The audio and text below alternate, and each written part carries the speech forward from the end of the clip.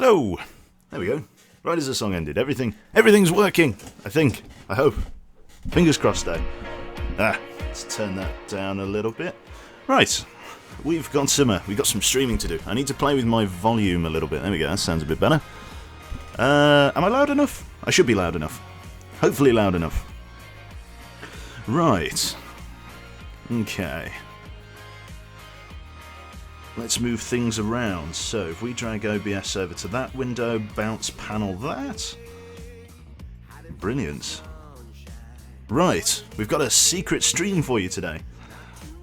This is a submarine game called Cold Waters. I actually really like this game.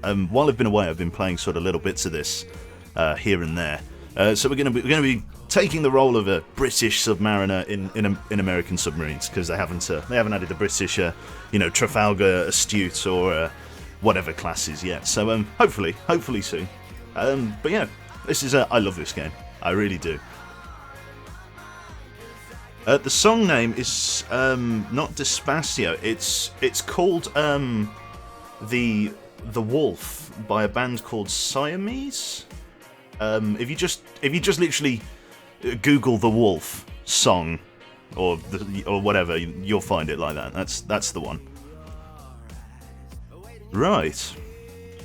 Let me see how everything's doing. Everything seems to be working. I was going to make like a Cold War specific like background thing for the stream intro, but this game is so like under, and it had an okay release. It got covered by a couple of decent YouTubers for that kind of genre, so it had an okay release, but it definitely didn't get the media attention that I felt like it should. It's not really a well-known game. Is the stream online background from Firewatch? It certainly is. Got a keen eye. Oh well, to be fair, no other game uses that kind of backdrop. So yeah, that's a Firewatch one. So's the little banner above the stream. That's all Firewatch, and even the background of the logo, that's Firewatch as well. I really liked Firewatch. It's a good game. Here at work, random or sudo. Yellow submarine time. So it's a Soviet Womble simulator. Yeah, exactly. Right, let's log into Steam then. That would help. Is that the password? I got my new headphones. Yesterday I was like, oh, my new headphones don't come till the 7th. They just randomly turned up today. I've been down to the docks and I've got some stuff that I need to do later on in the week. But yeah, I've got my new headphones, so it's kind of like my reward for today, because this was meant to come here between the 3rd and the 7th of August, and it just turned up. I was like, oh, fantastic. They're Sennheiser 558s HDs, the open back ones. Really good set of headphones. Yeah, like really good set of headphones. Right, let's do some Cold Waters then. I get to show you what it's all about. I've been playing a lot of Fallout 4 as well, actually, for what it's worth. Doing a shitload of Fallout 4. Doing the Minutemen, because I love the Minutemen. There's some people prefer the Brotherhood. Nobody likes the Railroad. Like, nobody. Most people like the Brotherhood. Some people like the Institute. Some, maybe with a few mods, they're okay. But no, old Joe here likes his Minutemen. And I just love the fact that you can just... As soon as you get enough settlements, I would probably say they're the strongest faction in the game. Probably. Because you can just fucking throw a smoke grenade anywhere and you get, like, they're the longest to build up, but once you build them up, you can just, you know, fucking fire a flare in the air and you get, like, 6 people turn up. And depending on your level, sometimes the Minutemen come in power armor, which is just like, oh, oh my. So yeah, it's pretty sweet. And the Railroad SJWs, yeah. They have a nice black guy. Preston Gavy. Right, okay. Like I say, hopefully I need to move the mic in a little bit. There we go. So it's kind of like in the right place. There we are. That should be good enough. It's kind of weird. Like, I have my microphone set up like a radio like microphone, like how they have the mics hanging down in front of them, like properly. But the Blue Yeti is really weird because you can't really... There are no settings to play with. You get a couple of like turn dials on the back, like one that adjusts the gain, one that adjusts which direction because it's an omnidirectional microphone, or, you know, more than one point in which it can go in. And you have to talk into the front of it on this setting. But it's one of those ones, like, you have to be quite close to it in order to hear me very well. The more I sort of move away, the less, I don't know, the less quality you get from the mic. So it's important to have it close to you, but it's kind of annoying because when you're gaming, you have sort of one eye covered by the microphone because it's so close. It's a oh well. Right, I need to create a Cold Waters panel because naturally I didn't do it before. Cold Waters. When I checked the stream back as well, anybody that watched the stream last night will know that I said, like, oh, there's 2 sounds playing, and there was. I listened to the stream back, and there was 2 sounds playing. I was almost certain of it. Right, game capture. Create new game. Cold Waters game capture. Do. I just need to adjust the threshold on this just a tiny bit, and because you could hear me typing then, I think. It's sort of cutting in and out. Specific window. Yep, there, you won't be able to see that yet, I haven't set it up. Browser source. Thank you for following, whoever you were. In-game browser source. That's over the top. There we go, we should be able to see them now. Right, let's launch Cold Waters and let's define it as the game window we are trying to see, and then we should see some stuff pop up and everyone goes home happy. Coldwaters.exe. Hey, there we go. Brilliant. So yes, Cold Waters, a submarine game. If you follow Digby Tatham Water from the Arma 3 guys over at Fucknose, he played quite a lot of this game, to be fair, and I'm going to do the same. I like submarines, so we're going to play this, if you like. Yes, it's this bus. It's this bus. Red Rising Quebec. Yes, finding the Red Joe Tober or whatever, hunting the Red Joe. October Joe. When do you next think you'll play an action game like Alan Wake or Dead Space? Yes, Sarin. I don't. To be fair, I don't know. For the minute, I've just been playing like The Long Dark and stuff like that, and maybe a little bit of FTL here and there. It's a shame because I didn't really enjoy Dead Space. Well, it was scary and it was entertaining for you guys, but I didn't necessarily feel like I enjoyed Dead Space that much. Like, I wasn't like yearning to know what happened next, kind of thing. So I was sort of playing it for you guys, if you like. But yeah, I want to play something that I quite like playing, that I actually play in my spare time. So we're going to load a new campaign. And we're going to load the 1984 North Atlantic campaign, because that gives us some options. I'm going to read you sort of the different dialogue. There's a few snippets of newspaper that we have to go through before we get to the game, so I'll read it out to you. 1984. As tensions build along the Iron Curtain, Warsaw Pact forces launch a devastating surprise attack across the Fulda Gap. Central Europe is plunged into war, and NATO struggles to push them back. Resupply convoys from the United States are crucial for the war effort and must be defended. NATO naval operations assigned to the Norwegian Sea and North Atlantic in an attempt to maintain control of the area. Right. Okay, so let's start a new campaign. North Atlantic Commander, Joe Brown, that's me. Let's jump on in. So now we get to select a submarine, and I'm gonna flick through them here, and they all look the fucking same, but they are slightly different. Each one of them is slightly more interesting than the last. This is probably the best submarine in class at the moment. This is the Los Angeles submarine, equipped with the BPS-15 search radar. All of this. These are all numbers that you won't really know. Low and medium frequency hull-mounted and towed array radar. I thought, like on the other ships, I thought this little thing here was like an exhaust. But they're nuclear submarines, aren't they? So they don't need an exhaust. What this actually is, what a lot of people don't know about submarines, is that they have something called a towed array, which is literally a piece of sonar equipment that is towed behind the ship, like 5,000 yards behind the ship. And it's very sensitive, and it is used as a secondary means to identify targets above the surface. So I thought that was like an exhaust, but it's not. There you go. If you didn't know that, you've learned a thing today. I was happy to help. Right, we've got Sturgeon Narwhal. Narwhal's quite an interesting one. This is an incredibly quiet submarine. Only one of these were ever built.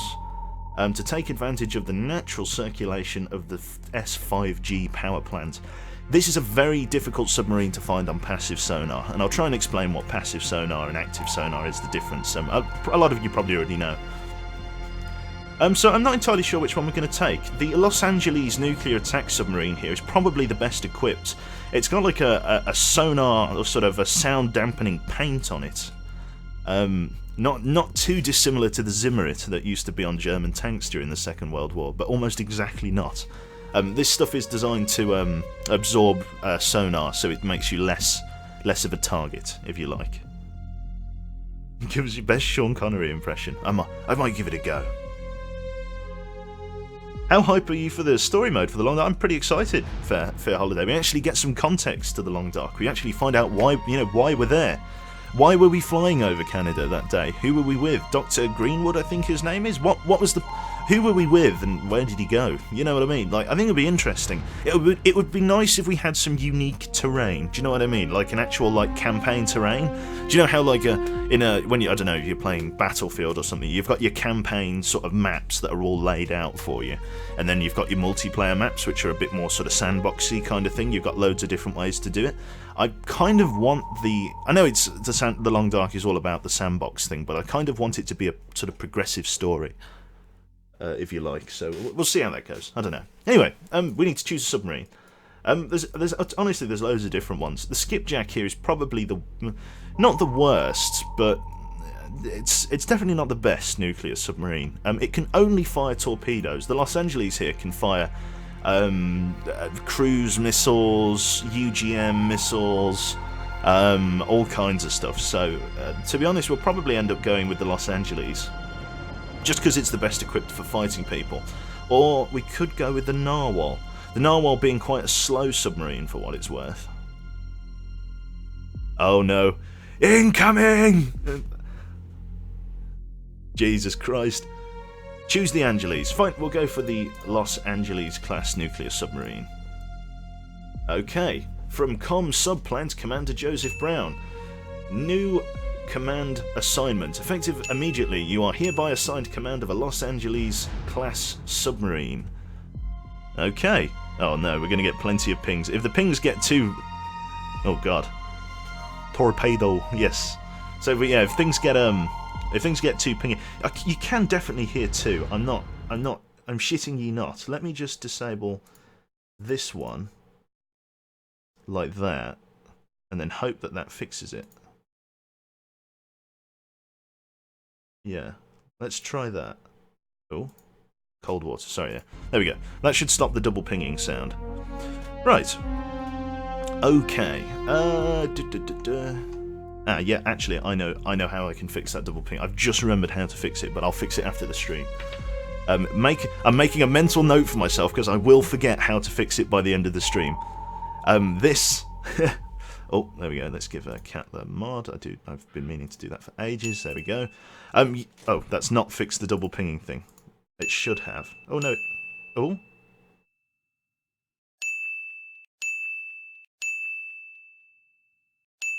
It has. It has fixed it. I'm telling Borkies. But now there's no bloody thing popping up. Oh, balls to it. I don't know what's going on. Right. Brilliant. Let's jump in for our first assignment then. Okay, so I've got it sets a little bit of a premise for the campaign. As what will Reaganism mean for the US foreign relations? Foreign relations. New President-elect Ronald Reagan, because this is 1984 for anybody who doesn't know, has begun his term in office with establishing a hard tone against the Soviet Union. The former governor, once a Democrat, is reputed for his anti-communist stance and active partaking in sorting out socialist friendlies in Hollywood in the 1950s. The new US president is regarded with suspicion in the Kremlin. Sources close to the Politburo affirm, I don't know, words I don't know, that Mr. Reagan is regarded as somewhat of a loose cannon, whose presidency risks to spur controversy. I'm turning that off before I lose my mind. There we go. Sorry. Yeah. Controversy instead of continuation from the appeasement-oriented policies of Jimmy Carter. So that's that first bit. We've got a few snippets of these papers to read. Brezhnev's legacy, stagnation and paranoia. Analysis. The death of General Secretary Leonid Brezhnev, almost definitely saying that wrong, is sure to result in considerable debate within the Kremlin walls. The last decade has been one of stagnation and increased bureaucratization, there we go, of the Soviet colossus. The unnamed Politburo staff source was quoted in a recent Time article stating that the constant provocations from the Reagan administration has created an elevated and permanent anxiousness of American aggression within the Bureau. Mr. Reagan should think this is over. It is dangerous. I know, look at those eyebrows. It's not. There is nowhere where that sound should be coming from. That sound should not be coming from anywhere. It's turned off. None of the Stream Pro entries are running. Oh, piss it all up a tree. Where the hell is that sound coming from? It shouldn't be coming from anywhere. I'm going to have to figure out where that's coming from after the game. I should change the donation music to the Russian anthem. I should, yeah. Okay. I'm sorry, if the pinging gets really annoying, I apologise. Provoking the bear. Is Reagan pushing too hard? And this is an opinion. With the recent announcement of the Strategic Defence Initiative, the SDI, several independent political and security analysts are saying or are expressing a growing concern that the Reagan administration may be pressing the Soviets too hard. Tensions between the Soviet Union and the US are continually increasing. The increased US military spending, followed by Mr. Reagan's denunciation of the Soviet Union as an evil empire, raises the question just how the Kremlin will react. We read that one without any spelling mistakes. Brilliant. Soviet downs a civilian airliner. International outrage as the Soviet Air Force shoots down a Korean Airlines flight over the Sakhalin Islands. All 269 passengers and crew aboard were killed. The Bureau issued a statement claiming that the plane was on a spy mission on behalf of the United States. Quote, "We regard this as a deliberate provocation to test our military preparedness, or even to provoke a war." That's the Minister of Defense that said that. Tensions between Washington and Moscow are now elevated to a degree not seen since the Cuban Missile Crisis in 1961. Overall military readiness is heightened as NATO exercises in the Pacific and Atlantic are denounced by the Soviet Union as deliberate imperialist provocations. There's only a couple more. Pershing missiles deployed in West Germany.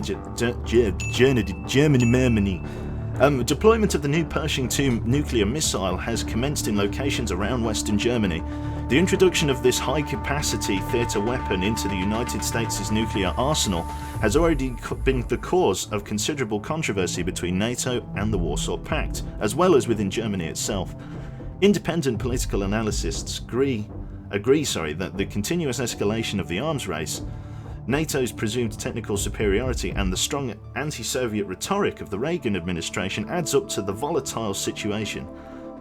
Moscow's latest threat to withdraw from the arms talks is seen as a particularly disturbing turn of events.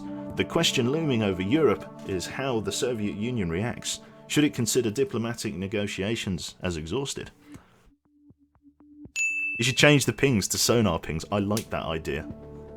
No, because that would confuse the shit out of me. Sorry that you're hearing all of them twice. That's it's so annoying. And this is from Washington. In a hearing, Soviets thought nuclear drill Able Archer was real.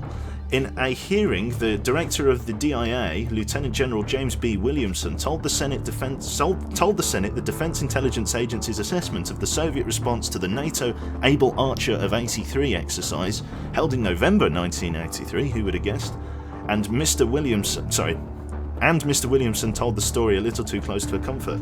The strong reaction corroborates with the strained diplomatic relations, between the US and Soviet Union.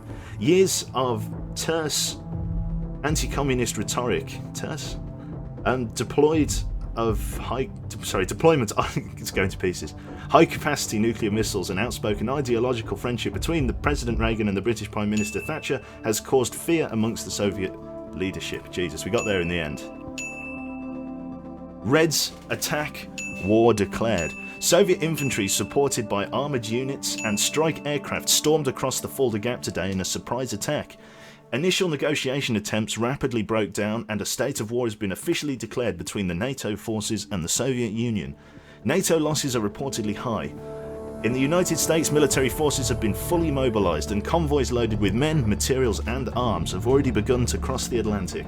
President Reagan addressed the nation stating, "The full might of the United States Army, Marines, Air Force and Navy will be brought to bear on this unprovoked attack."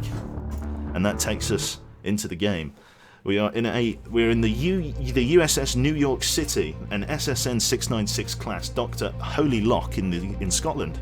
This is a top secret class mission, of all of them will be. Tactical situation. Intelligence has discerned a pattern of movements or pattern to movements of enemy at-sea replenishment tankers and tenders. A small enemy force, including one or two of these ships, is expected to sail from German name there, Archangelisk, something like that, momentarily for a rendezvous somewhere in the Barents Sea. Beg your pardon. You are ordered to find and sink. Ordered to find and sink this group. You may also get a chance at the enemy warships this group intends to support, but the tenders and tankers are the mission target. Primary objective is to locate and sink the enemy tankers, and the secondary objective is to locate the nearby warships. Avoid detection by enemy ASW patrols, and you are weapons free. Maintain radio silence until otherwise authorized. We're going to repair and rearm because we have an outfit of weapons we can take. We're currently in our default loadout packing 12 with 4 loaded Mark 48 torpedoes, 2 MOSS's, 2 UGM-84s, but I want to take a couple of these TASMs, so we're going to unload 2 of those and we're going to load 2 of these. It's good shit. Right then, let's cast off. 6 hours in port. We need to get... Sorry, where were we going? The Barents Sea? Something like that. Review orders. In the Barents Sea. So we need to intercept tankers in the Barents Sea. That's us down there, sailing above Scotland now. The planes are our friendly air patrols, and the red planes are Russian air patrols. If we get spotted by them, they will more than certainly send a anti-submarine fleet after us, so we need to be careful here. Hopefully our own satellites and reconnaissance planes will pick up the enemy replenishment tankers. Nearly got spotted by a satellite there. Oh shit, there's an enemy submarine fleet. That's not what we're after. We're slowing down. There we go. There's our contacts, I think. Brilliant. We have a new sonar contact bearing 181, designated Sierra 1. Our depth is 150 feet, heading 171 at 10 knots. Local conditions are scattered, gentle breeze, very weak surface duct, and a very weak thermal layer at 199 feet. We're going to close to 20,000 yards.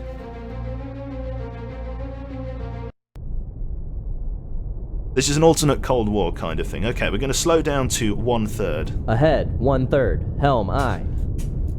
Now, we are in 500 feet of water, just above a very weak thermal layer. These kind of little particles of like the white dots and stuff like that, just hiding in and amongst here. A thermal layer is very good at hiding a ship from sonar. So, Con sonar, new contact bearing 159, designated Sierra 4. So this is our map. We've got 4 sonar contacts. Sierra contacts mean that they were found by the sonar, S, so we need to start identifying these. So we're going to start with Sierra 1 here, and we're going to switch to the sonar tab, and we need to keep going until we find something that vaguely matches this profile. Although Sierra 1 is a little bit garbled, so we're going to switch to Sierra 2, a much clearer contact this time around. There's a little line here that we can't see, so that's quite interesting. What we're going to do, because these contacts are so ropey, we're going to come to periscope depth, and we're going to try and find them with a visual aid rather than just relying on instruments, because it seems to be that their contact signatures are too low. So set planes to 10 degrees and set ballast tanks to positive 10 as well. So flood depth control, and we'll begin our ascent to periscope depth. These are our options down here in the bottom left. CSC is course. We are heading on course 171. We are travelling at 5 knots. Our depth is 130 feet. Rudder is set to 0. Planes and ballast is set to 10. So that's our current statistics of our own submarine here. You should rig for ultra quiet right now. Ultra quiet is a bit arbitrary. Passing 100 feet. Okay, there we go. Some active sonar pings. We're going to level out on the planes, setting them back to 0, and we're going to use depth control to get us up the remaining set of the remaining distance. We are now going to rig for ultra quiet. We are now going to rig for ultra quiet. Ultra quiet doesn't really do a huge amount, to be fair. It just stops you from doing things like reloading and stuff like that. Depth is 70 feet. Distance to target 10,000 yards. Once we reach 50 feet, we can come to periscope depth. I'm going to set all of the torpedoes to search above the submarine, so when we fire them, they will go for ships. 56 feet.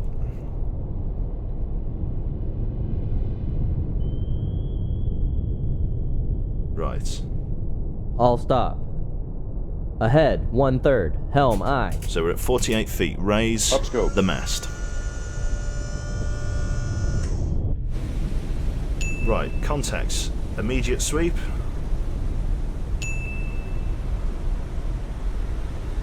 No close contacts. Right, contact is on the bearing of 160.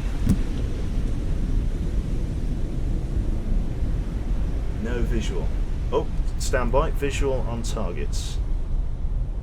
Okay, target identified. Con sonar, Master 3 is classified as capital ship. Capital ship, the Kurov is here. Let's have a look. The Kurov. Low frequency Kurov warship, 28,000 tons. Con sonar, Master 2 is classified as escort. Another ship back there. There's a helicopter dipping sonar for us. Scan the horizon. Right. Lower the ESM mast. Downscope. Or lower the periscope. Right, depth control flood. Let's take us down. Okay, let's go left 30 degrees, full rudder. And let's drop the planes to -10. Let's begin our descent down below the thermal layer, and we'll begin tracking the Kurov. Passing 100 feet.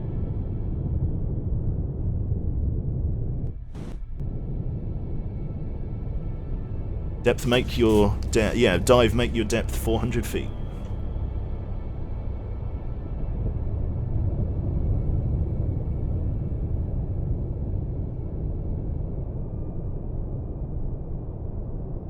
Passing 200 feet.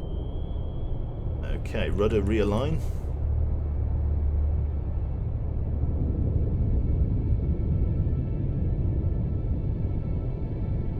Master 1 has got a decent target solution. Let's go to his signature and let's try and align this guy with sonar. I would guess this is some kind Passing of tanker. 300 feet.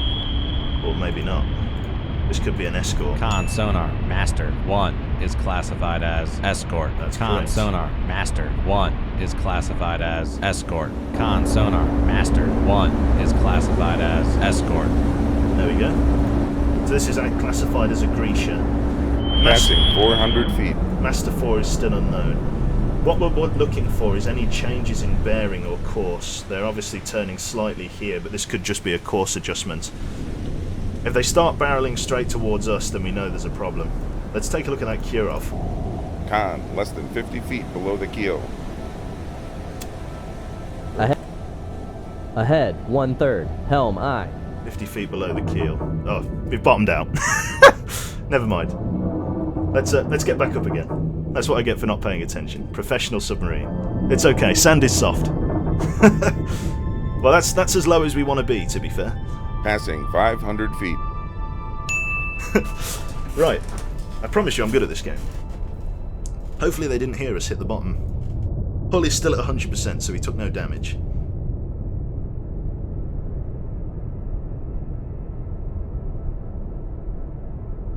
All stop. Helm. No, I don't want that one. Ahead, I want that 1/3. button. There we go. Helm Sorry. aye. I haven't played this in a little while. So this ship is actually an amazing ship. It's got some very good low-frequency radar equipment. It's got SSN-14 missiles, USET torpedoes, the RBU-600. It's got 30mm anti-aircraft guns. It's a scary ship, so we need to be careful of it. Master 4, I'd love to identify. I'd love to know what Master 4 is. Probably just a replenishment tanker of some sort. They're trying to find me. That pinging is active sonar. Russian ships just tend to leave that on in an attempt to find you. Submarines really take advantage of the whole passive sonar thing. Here we go. There's a merchant ship. Con sonar master 4 is classified as merchant. There we go. So that's one of the replenishment tankers we're here to sink. Target solution is good. The Grisha's turning away. Very slight bearing adjustment. Still only 7 knots. I'm not in very much water, you see, so what I want to do is get into the contacts baffles. And I'm going to speed up time for this. What are a contacts baffles, you ask? Very good question. Basically, because of the noise your own propeller makes, you are unable to sonar search behind you, basically. So, if you get behind a ship, you are basically in their blind spot, and you can fire torpedoes and make noise without them ever knowing you were there. As long as you're quiet. The Grisha's making some course adjustments. Krivac is staying on course. It's travelling at 32 knots, so it's pelting it. We just need to stay quiet. What's the Kirov doing? Kirov is turning away. That's good. Grisha's turning away as well. The merchant ship is staying on course.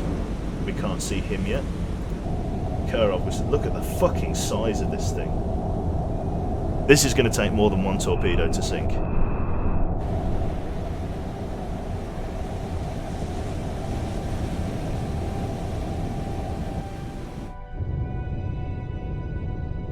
Right, what's our range to the Krivac? 7,300 yards.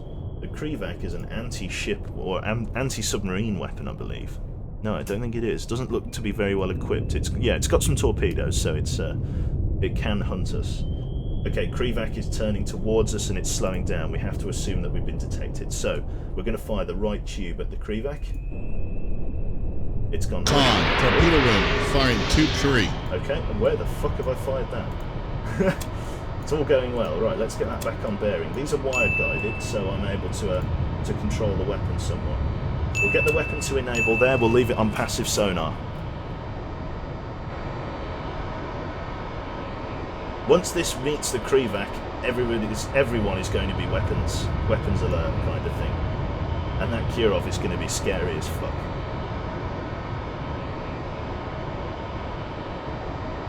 It's got a little ways to travel yet. Krivac's turning away. It's speeding up again. We can only assume that it heard the torpedo launch. Are there any other manoeuvres from the rest of the fleet? Capital ship is turning away from us.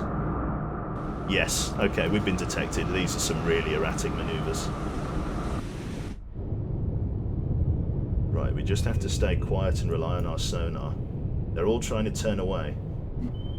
Right, let's turn in on them now then. As they're turning away from us, they're putting us into their baffles, which means we become harder to detect as a sonar contact. So let's turn in on them, and let's go ahead 2/3. Ahead 2/3. Helm aye. Let's begin the chase.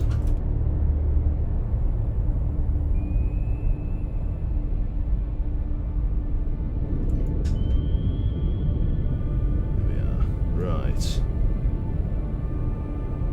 Okay, let's get on the bearing of the Krivac. 198, helm make bearing 195.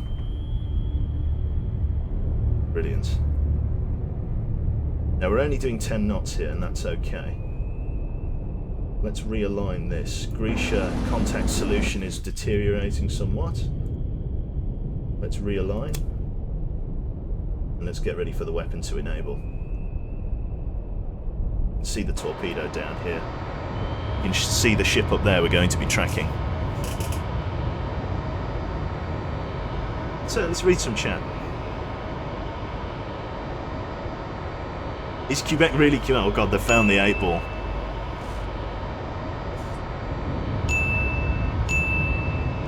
This is set to realistic. This is the hard difficulty, if you like. The weapon's going to enable soon. It's nearly at its enable marker. Let's just, can we make any more adjustments? No, we're too close. The weapon's going to enable and then we can steer the weapon as we still have the wire. It's going to go up to surface depth and then it's going to begin tracking. There we go. This is hunting on passive sonar, which means it is listening. It is not actively searching, which makes it harder to detect, basically. So, the search cone has gone red, which means it has acquired a target. We can now leave that to its own devices. The Kirov and stuff is moving south, so let's change to the bearing of the Kirov. That's bearing 172, or 178, sorry, is its course. So if we match that, there and thereabouts, we'll start closing the distance on him. Kirov is going 30 knots. I can't really go 30 knots in this depth. I'd like to, but I can't. But I'm going to have to. Right, let's reload one of the big missiles. There we go. Let's get a T-LAM loaded in there. And let's go for a UGM for the smaller ship. And let's keep a torpedo loaded in Tube 1. And we're going to have to come up to 200 feet to fire these. But then we can go for the Grisha. Right, depth make your... yeah, dive make your depth 200 feet. Plane set to 10 degrees. Let's get depth control to 10 as well. Passing 400 feet. They do have too much CIWS, but because we're behind them, we might be able to get a lucky break here. Because we're in their baffles, their guns might not see the missiles in time. I need to wait for torpedo room, tube 4 ready. I need to wait for the Krivac to die. Passing 300 feet. Where's the torpedo? Still tracking. It's catching up with him though.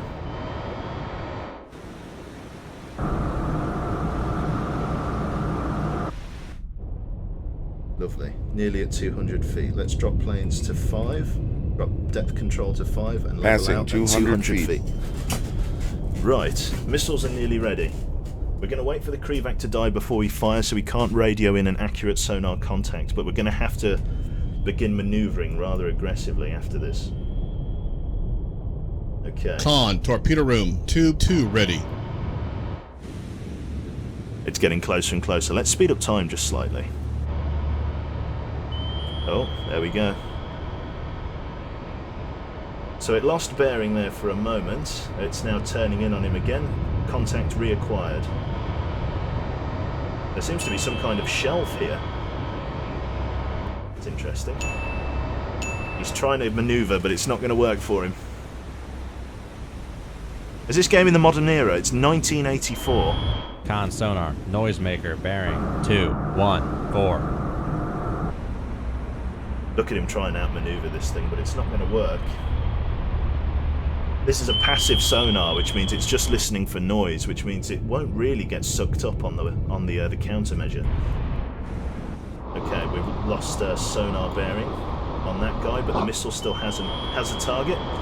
The torpedo still has its target. Come on, find your mark, son.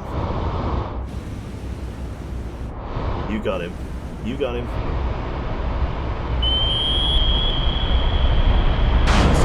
Noisemaker,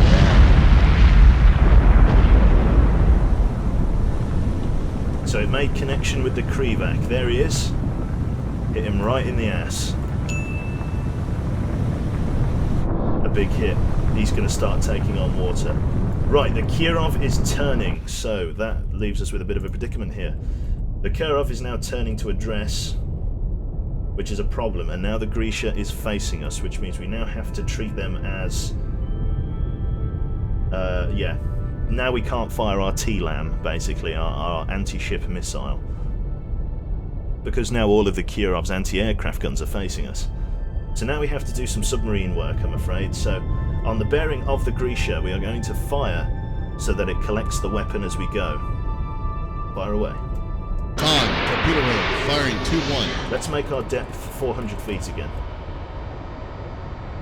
Dropping planes to maximum.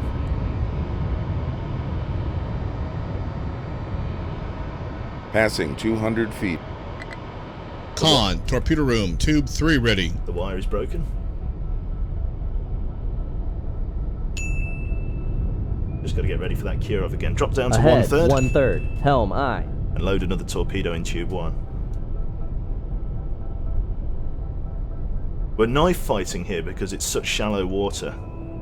Usually we'd have a lot more water to fight in. So weapon 4 is away. The Krevac is already at the bottom. He's going to settle soon. There we go, he's beginning to turn over. Sorry guys. That's war.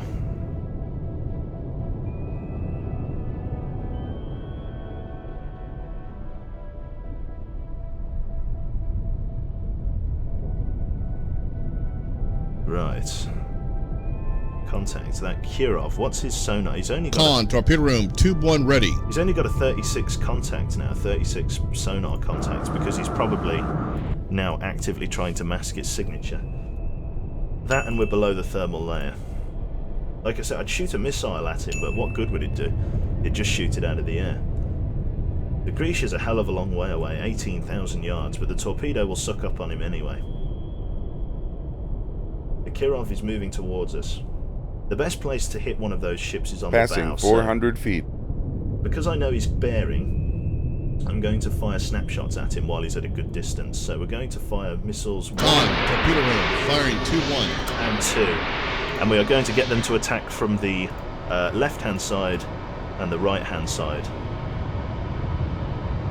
Which means these two weapons will prioritise the targets differently, and they will attack from different sides, hopefully causing enough damage to sink the ship.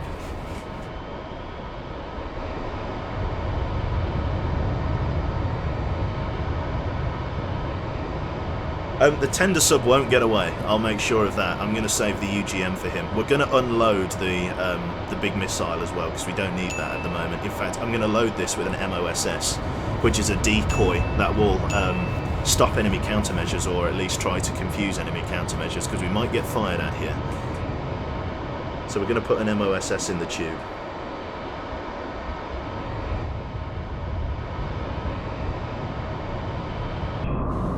We're getting better contact solution on the Kirov. Kirov is heading that way, which means we need to update our weapons enable. There we go, we've got good bearing on the Kirov. There's the tanker that we're after. But this Kirov is a way bigger catch. Weapons are going in, Grisha is closing. Kirov, let's change our enable ranges.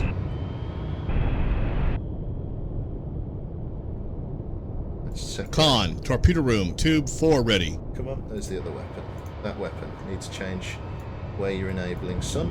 Needs to change it to here, so that you suck up on the Kirov. This weapon has not enabled yet, but it is going to, hopefully, before the Grisha gets past. Con, less than 50 feet below the keel. There we go. Oh shit, there's a enemy helicopter right above us. All ahead stop. Oh All no. stop. Con, sonar, torpedo in the water. Torpedo in the water. Bearing. Ahead, flank. Helm, aye. We're cavitating, but we have to avoid this torpedo. Shit just got very interesting, because now that helicopter has a beat on us. Right, depth control, raise us up. We gotta start knife fighting with a torpedo now. Right, we've lost the fire control on our Con, two weapons sonar. through the Passing maneuvering. 400 feet. Drop a noisemaker. Con, knuckle form. Con, sonar, torpedo in the water. Two Torpedo in the torpedoes, water. we've got Bearing. some knife 3, fighting to 1, 2. Shit just got interesting, friends. We got our work cut out here. We're at 29 knots, which gives us some room to maneuver. Turning Passing on the weapon. 400 feet.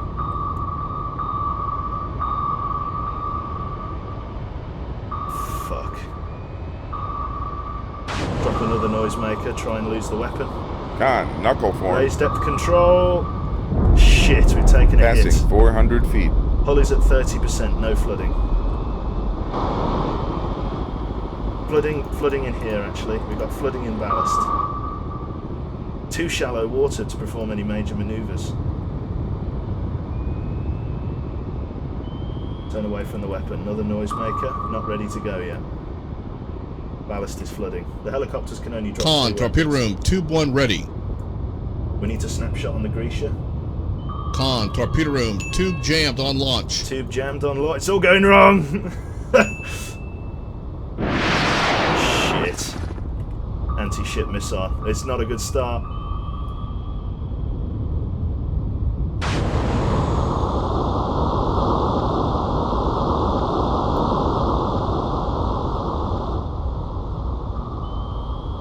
Passing 400 feet.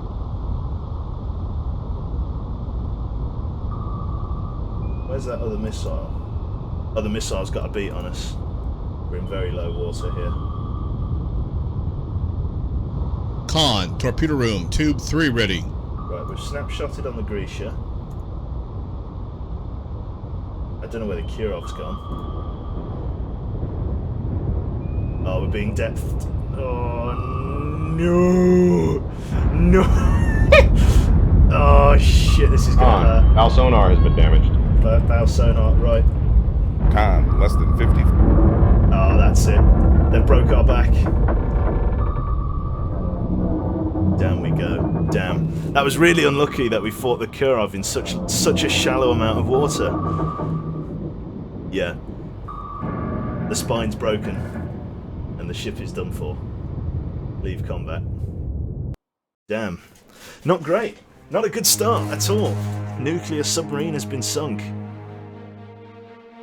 To be fair, we might as well just start a new campaign there. That was to be fair, finding the Kirov instantly would be great. If we didn't find it in fucking 500 feet of water, that is useless.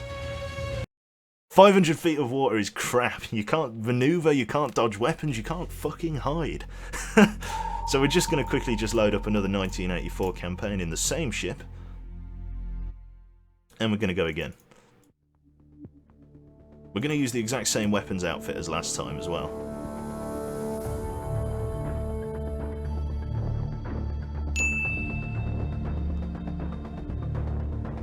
Right.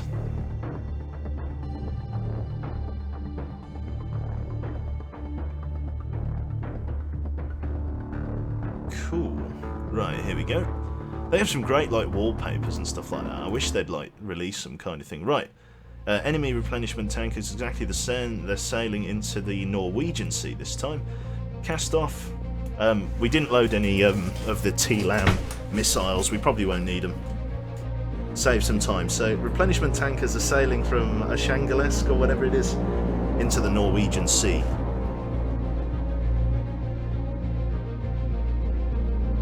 So we should wait for them. Typically they follow the coast of Norway and Sweden, like they stay really close to the coast, so I think I will. There they are, in fact.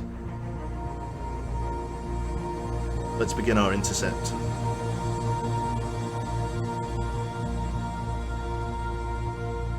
There they are. Right, let's intercept them. Hopefully we're in deep water. 600 feet, bearing 48. Contact Sierra 1. Let's close to 20,000 yards. Immediately rig the ship for ultra quiet. Rig ship for ultra quiet. Change weapon search to shallow. Keep homing as passive. Contact Sierra 1. Oh. No, contact Sierra 1. Where is contact Sierra 1? Contact Sierra 1 is unknown so far. We will wait until we drop to a lower speed. Con sonar, new contact bearing 039. Designated Sierra 1. And we've got loads of water to maneuver in here, so we should be a bit Con better sonar, off. new contact bearing 031. Designated Sierra 2. So let's immediately start identifying this. Let's Con because we know sonar, it's new ships. contact bearing 027. Designated Sierra 3. There we go. So this is a merchant ship, as the signatures Con match sonar, what we new have. contact bearing 04. So S1 is classified as merchant.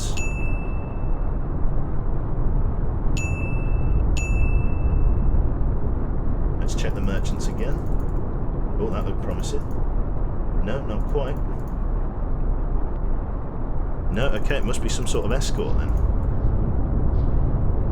What have we got here? A cannon.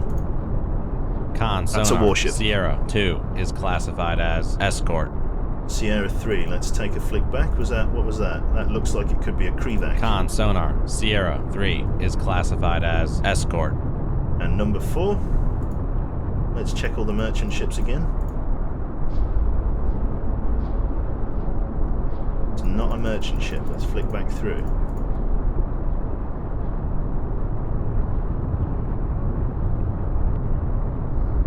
A Kiev. Con sonar, Sierra 4 is classified as capital ship. So we found another capital ship. Jesus Christ. What are the odds? Okay, well we're going to stay at this depth and begin getting a target solution, so... Turn broadside to the target and use your towed array. I want to find out what bearing they're travelling on, so... Yes, let's broadside the target. Let's go for our second TMA leg. Target motion analysis.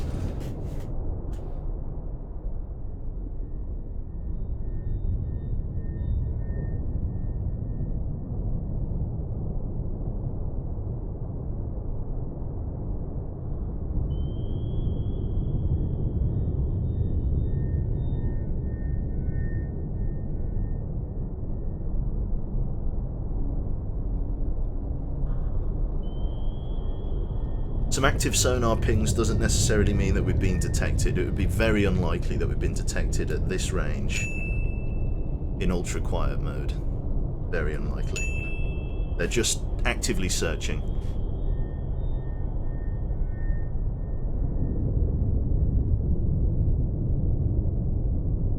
Sonar solution is improving, but it's not great by any measure. Still 30%, and that's down to the range. So let's speed up time a little bit here. Solutions are improving.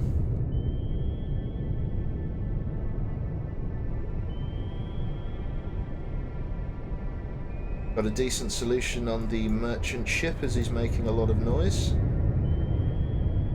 There we go, solutions are good across the board now. 71, 74, towed array doing its job nicely there. Brilliant. Right. Let's take a look at what we've got here. Cannon is turning in on us. Maybe he's got a whiff of what we're doing. The Kiev back here is an aircraft carrier who's also turning in on us. Right, let us point the target now, as we have our target motion analysis and we want to reduce our own radar cross-section. So, we are now going to point the fleet. Now, that submarine, that Kiev, is going to be some serious business. So I'm going to drop to a very low depth once I have fired these weapons. In fact, fuck it, we're just going to drop now, I think. Fire from the depths. So let us flood depth control and drop the planes to 30 degrees. Let us get some depth behind us. Let's go to 900 feet.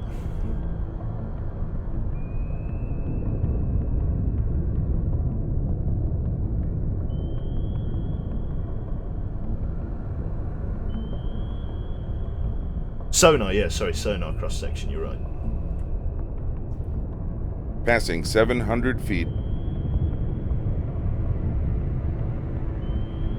Look at that, diving down into the inky blackness. Very bad day to have a wheelie office chair with these kind of manoeuvres, I'd like to think. Right, let's start leveling out. Passing 800 feet. Right, we're now being pointed by the cannon, who's travelling slow. Krivac is now pointing away from us. Kiev is turning in. Likely that they've found something, but they don't know what. So, let's get our cannon off our back. Discharge weapon canning, bearing 356. Range to enable 5,700 yards. Con, torpedo away. Firing 2-1.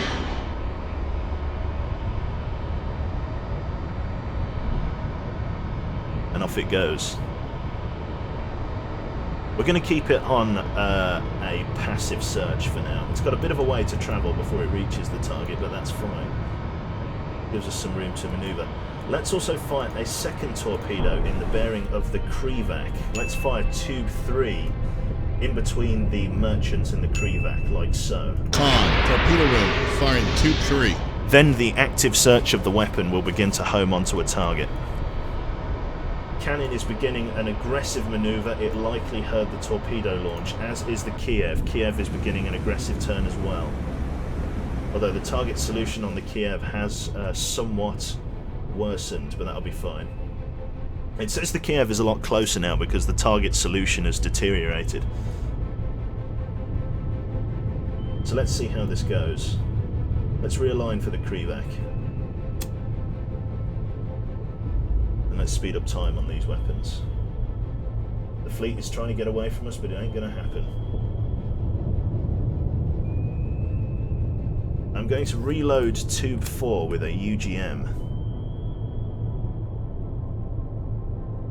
Cannon has made quite the turn. So let's adjust this weapon onto the cannon's bearing. You we are going to keep on the original range. Target acquisition. Con, torpedo room. Tube 4 ready. Tube 4 is ready.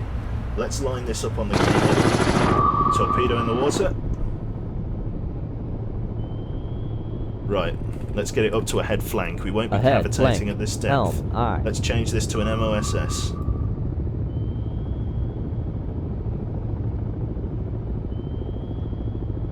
Let's enable this weapon now and change its bearing so that we can Con, cut sonar, the wire. torpedo in the water, torpedo in the water, bearing. Ahead 2/3. Helm aye. Right. Ahead flank. Helm aye. Oh, this is going to connect. On. Pumps are damaged. Unable to contain the flooding. Pumps are Passing damaged. 800 feet. Right, we've got to go up. Oh shit, we're going to have to blow ballast. This isn't good. Rig ship for ultra quiet. Con, How sonar, do I blow ballast? switching the- I've never had to blow ballast before. Controls, ballast up. Yep, I know what ballast is. Blow ballast. Shift R. Passing If we 700 start feet. sinking here, then I'm going to have to blow ballast. Con, sonar, torpedo in the water, torpedo in the water, bearing. 2, 3, Come on, 3. load it. Con, sonar, switching to active search. Right. Yeah, okay. Right, flood depth control in an attempt to control the depth. Con, torpedo room. Tube 2 ready. Con, torpedo room. Firing tube 2. Right, MOSS. We're rising slowly. Oh shit.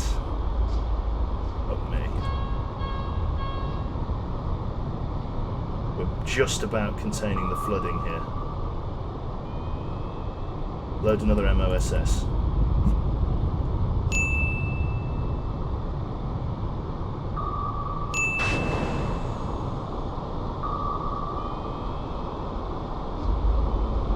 This is gonna hurt. Passing 600 feet.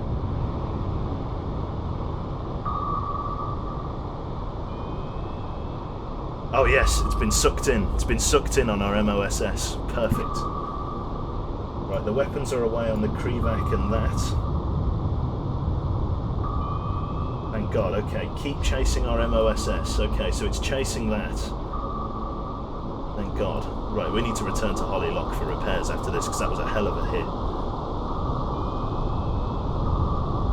How far away is On. that? Reactor is back online. Reactor room is back online. Right. Try and contain flooding in the reactor room. Okay, flooding is being controlled. Reactor Passing is being 500 repaired. feet.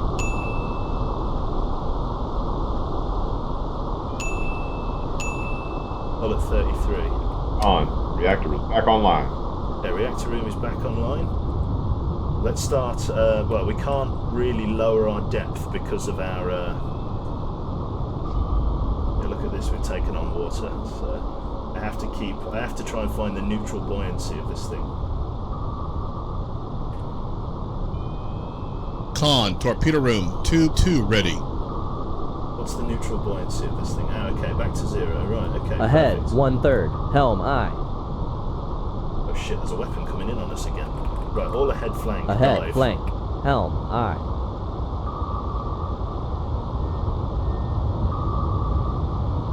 Con, Fire another MOSS. Unable to fire. Passing 500 feet. There we go, got sucked up on the weapon. Dive, dive, dive, dive, dive. Passing 600 feet.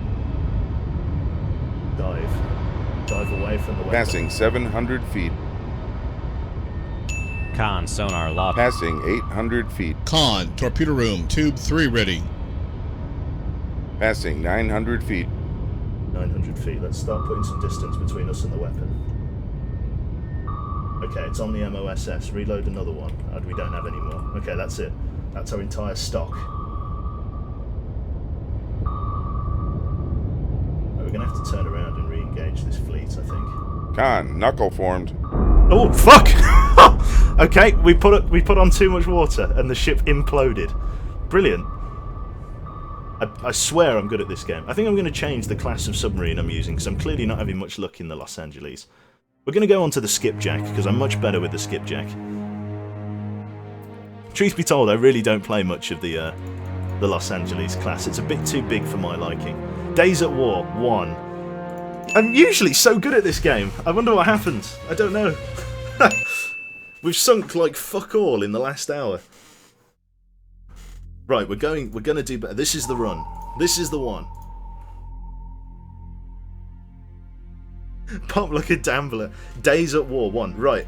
This is the shit one that I really like. This one can't fire missiles, it can only fire torpedoes. This is the ship I like. I like this ship. This submarine, sorry. Excellent boatswaining.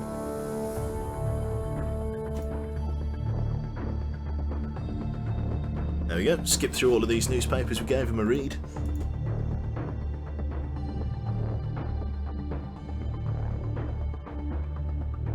There we go. Reds declare war. Right. We need to get the enemy replenished. We'll probably have another capital ship here, knowing me. Barnett Sea. Order to find and sink this group. Enemy submarines tending to be in support, but tenders and tanker. Enemy submarines are in the group. Okay, that's interesting. We're going to have some submarines to fight. Let's repair and rearm. Let's unload 2 or 4 weapons and load them up with MOSS's. So we've got 6 decoy torpedoes, and we've also got 6 racks as well. I'm going to load them like this, so I've got 2 MOSS ready to go. Brilliant. Right, let's cast off. What were our orders again? Where are we going? The Barnett Sea, another replenishment force. That's okay. Skipjack being quite a fast submarine, but it is unable to shoot missiles and has no low frequency radar. It only does medium frequency. Get ready to sink in it, yeah. Okay. So in the Barnett Sea. Just imagine me as a captain in the British Navy. Let's not. I think that's our replenishment fleet. Let's chase them down. Oh, anti-submarine fleet. Fuck me, the submarines are out in force. Is this the fleet we're trying to find? Yes, it is. Looks like they're replenishing their force up here. So let's keep at maximum range. And let's drop down to ultra quiet. Rig ship for ultra quiet. Quite a moderate. There's a moderate duct there, which is interesting. Let's raise these up. Andon, get the hell out of the way. Sorry, Andon's steam overlay thing just popped up. Right. So once we drop down to a low enough speed, the towed array will begin doing work. Looks like we've got some icebergs in and around. That's what that massive thing is. Or knowing me, there's an alien mothership just landed in the water, and I have to try and not die to it. Okay, we are now down to 765 knots. No contact bearing. So we're going to begin to raise our depth. Like I say, look at this. The skipjack is so much smaller, and therefore so much more manoeuvrable. Like, this is a really manoeuvrable submarine. Like, the Los Angeles is quite long, so turning is quite difficult. The Barnetts. I can't stop calling it the Barnett Sea. When I first started playing DayZ, some of the names. Oh no, it's shallow, I know, yeah, we're not fighting in very much water here. We're just going to stay on Rig ship for ultra quiet. Ultra quiet mode until we make it. Passing 400 feet. Make it to periscope depth, which is 50 feet.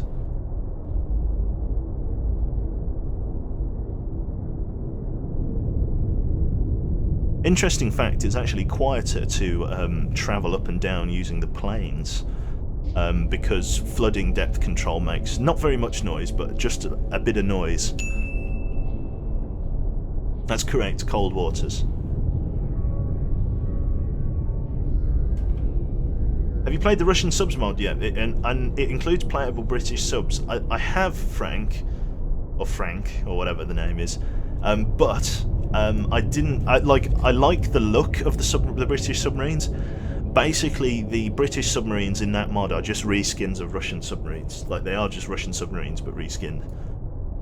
So for that reason, no, I haven't played it. I think the reason they haven't released... sonar, new contact bearing, 029, designated Sierra 1. Sierra 1. Signature is too low. We've only got the lower end of the band here. So we don't have a clear signature on what we're trying to do. Passing 300 feet. So we're going to raise up to periscope depth, and we're going to use the ESM mast as well to acquire our target. He's a very long way away, if it's to be believed. 30% solution already. Let's keep an eye on the higher end of the band, because once we start getting a decent signature there, we'll be able to identify him. Let's put a tiny bit of depth control in as well, just so we raise a bit faster. I'm trying to keep the submarine's movements low. Sonar, new contact bearing, 023, designated Sierra 2. So those are the two contacts we've got. I think I know what this one is. I think I know this is a merchant. Ergus. Yes, I'm pretty sure that's an Ergus. Or a Don? Is it a Don? No, it's a... Passing 200 feet. It's not an Ergus either. Interesting. I thought I knew what that was, but apparently I don't. Not any of the submarines, that's for sure. It matches what could be... No, an alligator perhaps? Ergus, I think. Sonar, Sierra 1 is classified as merchant. Well, they're a lot closer now, only 5... Oh, okay. Let's just get depth control to do this last little bit of lifting, so that we don't nose up out of the water. So let's level off the planes. You'll notice it's leveling much faster as well than the Los Angeles. It's still very slow, but it's much faster than the Passing Los Angeles. 100 feet. Let's try and identify target 2 if we can. So there is one contact that we have not seen yet, and he's just gone active. This is okay. Depending on his range, it could be a problem. It could Con not. sonar, new contact bearing 042, designated Sierra 3. There he is. That's got to be a warship, of some sort. That's an escort. Grisha. Yep. Con sonar, Sierra 3 is classified as escort. I haven't identified Sierra 2 yet because I'm just keeping an eye on depth control. Well, it could be a warship as well. Nearly raised up. Right, all stop. All stop. Helm, aye.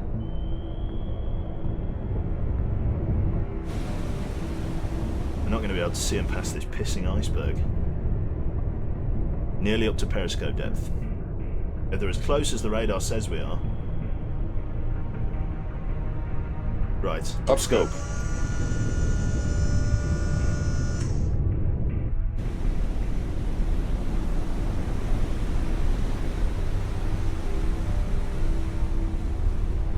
Where are they? Grisha is on the bearing of 44, so it should be somewhere out here. Low light mode. Scope is awash. Can't see past the waves here. Let's raise the ESM Raise the mast. ESM mast. Target.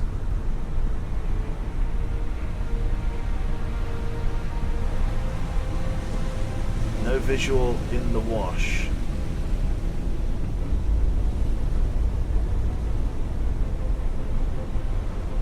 Ah, target. Identify with laser. Erga. We were correct in our target analysis. Ah, target. Grisha. Bearing. Got him. Anybody else out there? Just these 2 ships. Looks like our last ship is likely behind the iceberg here.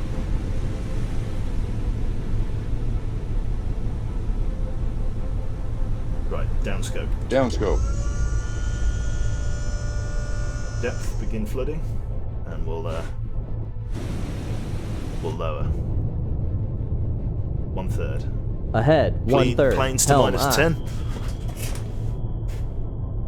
Grisha is turning.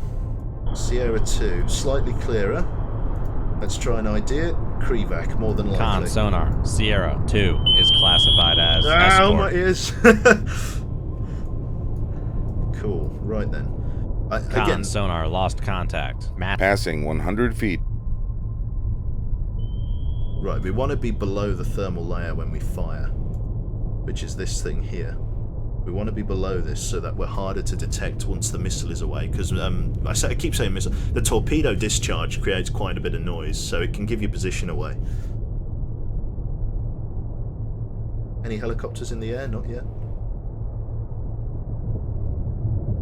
Okay. Oh, we're dropping frames actually. Sorry, is it buffering? Sorry, it looked like it was dropping for a second there. Right. Passing 200 feet. 200 feet. I'd ideally want to be a bit lower, but they're closing, so we have to fire. Weapon. Range to enable. 5,000 yards. Bearing 39. Con, torpedo room, firing 2-1. Let's check for any unnatural movements. Course is 164. Speed is maintained at 15 knots. Looks to be we got away with it. They didn't hear the weapon discharge below the thermal layer. That's perfect. We don't have a contact bearing on the Grisha yet, so we're going to wait until we fire on him. Oh, fuck it, we might as well snapshot into the... Alright, let's get Torpedo 4 ready to go. Let's snapshot onto the active homing ping, or the active sonar ping of the Grisha, which is that bearing there. Range to enable Con sonar, 8.8. regained contact on. Master 3, bearing 048. The wire broke. That weapon is now running, but it's lost contact with our ship, so it's a little bit dangerous. Still running at 15 knots, which means they haven't detected our first torpedo yet. They're going to know about it pretty soon, though. This weapon might be a dud if the Grisha turns in towards us. You also note that I'm not getting much lower, and that is because that I want to have enough room to be able to dive should a torpedo end in the water with me. Right, Krivak. Here we go. It's beginning its manoeuvre. It's caught the weapon. Let's enable weapon 1. 4. Turn it in. The Urga is beginning its manoeuvre as well, so they now know there's a torpedo in the water. Torpedo is now coming up to surface depth. Passive homing. Con, torpedo room, tube 4 ready. The weapon has acquired a target. It is pointing the Krivak. Krivak is coming straight for it.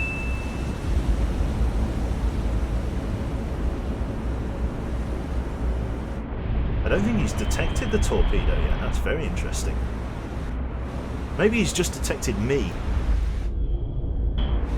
But anyway, he's going to get a nasty surprise if he doesn't change his bearing. The Grisha's actually turning away now, and so is the Urga.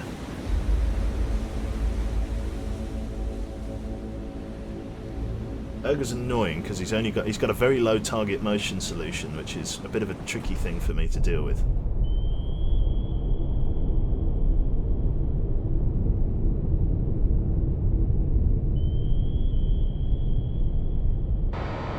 Oh yeah, he's in big trouble here.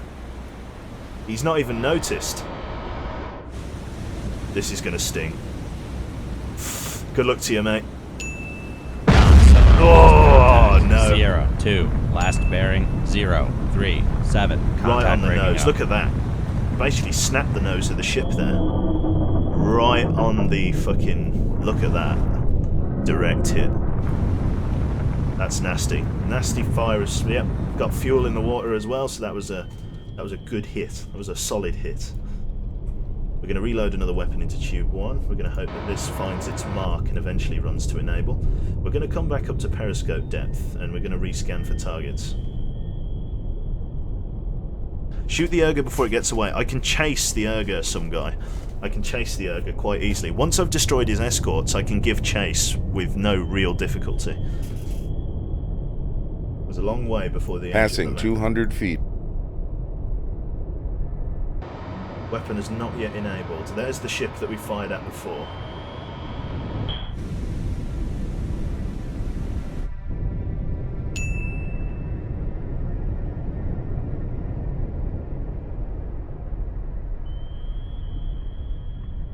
Con, torpedo room, tube 1 ready.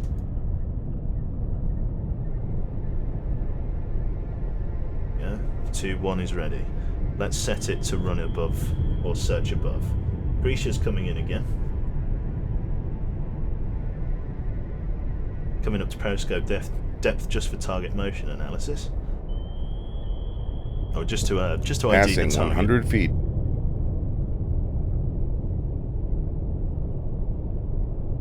Here we go, 90 feet. 90 feet above the conning tower. This weapon has not enabled yet.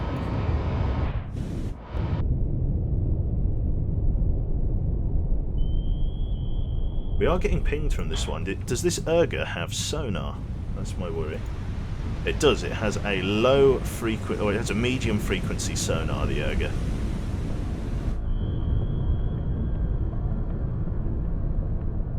Let's see what it does. Looks like it's going to... The Urga is about where the Krivak sank.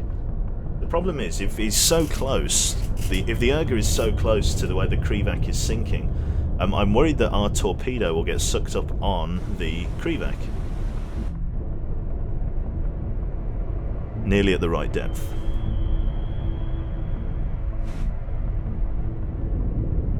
"50 feet. Up scope. Raise the scope.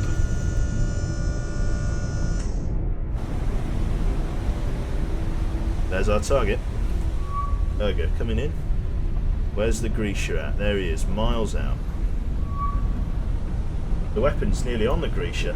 The weapon's just enabled underneath the Grisha. Con sonar, noisemaker, bearing 0, 5, We 3. may even be able to see the Grisha sink here.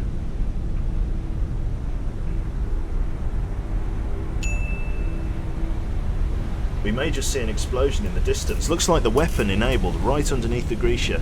If we're in luck, it will catch him. Go on, you sod, sink him. He's reacquired the target. Torpedoes coming in on the Grisha. We should just see a plume of smoke over the waves. Con sonar, noisemaker, bearing 0, 5, That Grisha is 0. booking it.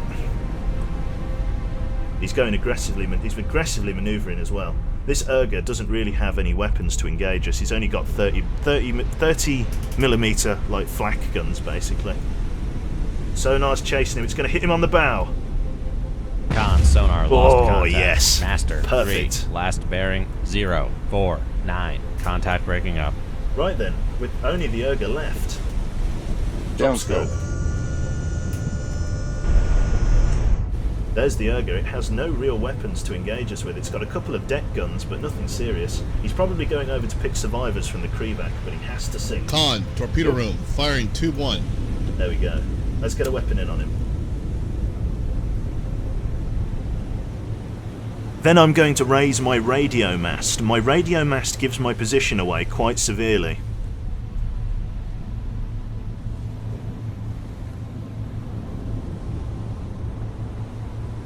Yeah, there are no helicopters in the air currently. No aerial contacts. Let's speed it up. Right. We need to... There we go. Let's lower the enable range of this weapon. Bring it in. Because it's got a few feet to lift from, basically. So let's enable the weapon there. See what you do about this. This one does have a helicopter landing pad, but it has no helicopter on it, which means helicopters can land here. And other helicopters can land here if they need to, but as it is, they can't do much about it. This guy has no idea that there's a torpedo coming for him because he's got a really shitty Wolfpaw medium frequency sonar. He's got the he's got those guns on the deck, but that's not enough. The weapon's beginning to home. He isn't going to know what hit him. Good night, God bless. Con sonar, lost contact. Master, 1, last bearing 0, Excellent. 3, 8. Contact Jesus, breaking look how up. much water he's taking on. God, look at that. Oh my God, look how fast he's sinking. Holy there wouldn't even be time to put a lifeboat out. Jesus Christ. Oh my God.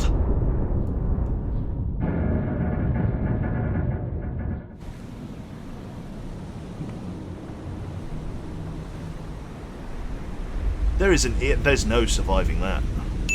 Right then. No contacts nearby, but we are going to raise the Raise the radar and ESM mast in an attempt to find any targets that are still survived, or have survived.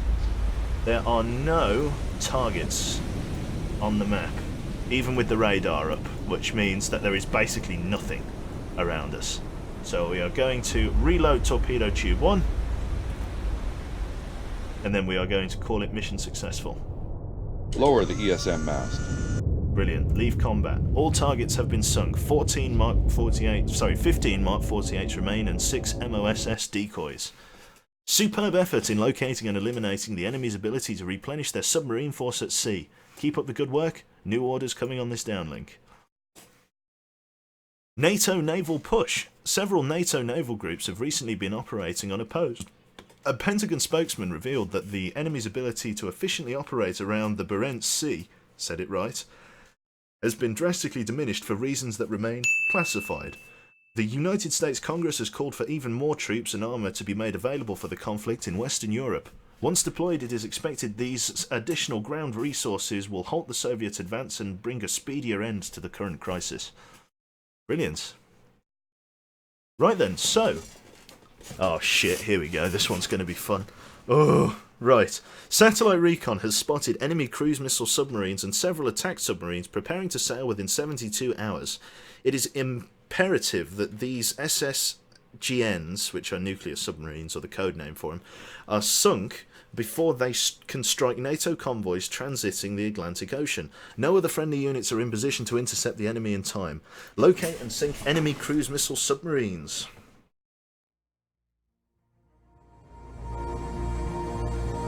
Shit, we've been made. Oh, that's a lot of submarines! Oh no! Oh no! For anybody that didn't just see what happened then, a Bear bomber, I think an Antonov Bear bomber, just flew over us with a radar and detected us.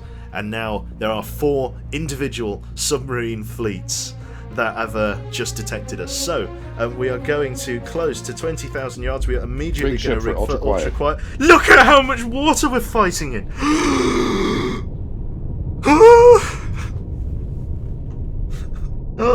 Oh no, right, okay, we're going to have to point in the direction that I think the contact came to us at.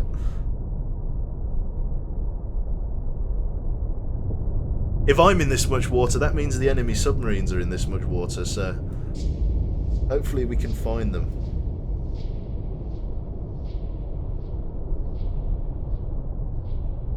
This is so dangerous. I can't. Mere words do not express how dangerous this is. I'm in a very under-equipped submarine. Like, this thing is designed for hunting ships. It doesn't hunt other submarines very well.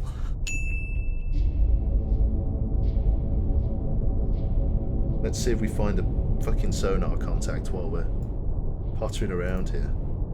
155 feet. Yeah, I think we have to get out of here. I think you are right. Let's just try and put some distance in between me and them.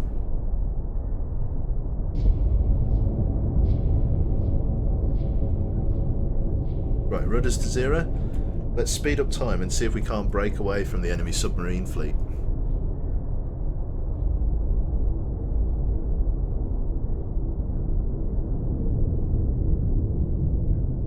This is one of those ones where if I get a submarine contact, I'm just going to have to deal with it as and when it appears. Otherwise, we're stuffed, basically.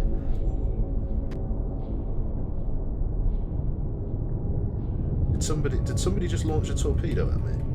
I wondered why the screen just teared. Did anyone else see, like, the screen tear then? I think I did.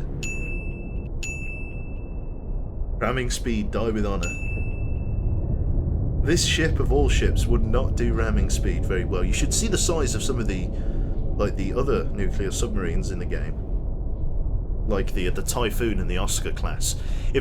Seriously, if you want to see some big fucking submarines, Google Oscar class submarine and Typhoon. Go by Google Images and Typhoon class submarine. The Russians went totally mad and just built them. Enemy vessels nearby.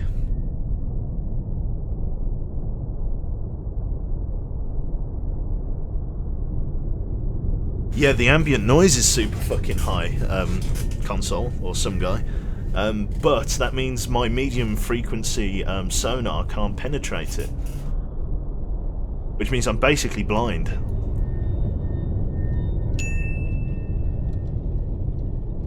Yeah, famous last words. Did someone launch a torpedo? Yes, they did, probably.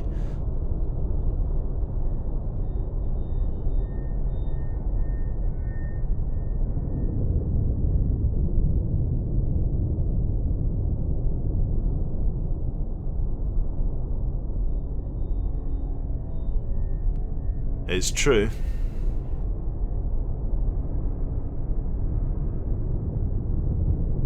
Have we escaped? No, not yet. Sorry, it's I can't step it up to a head 2/3 because I will make bubbles on my propeller, which is cavitation, which I'm sure will be backed up by some guy here that says cavitation is basically, here I am. It is it's the northern lights of bloody sonar signatures. You really can't hide.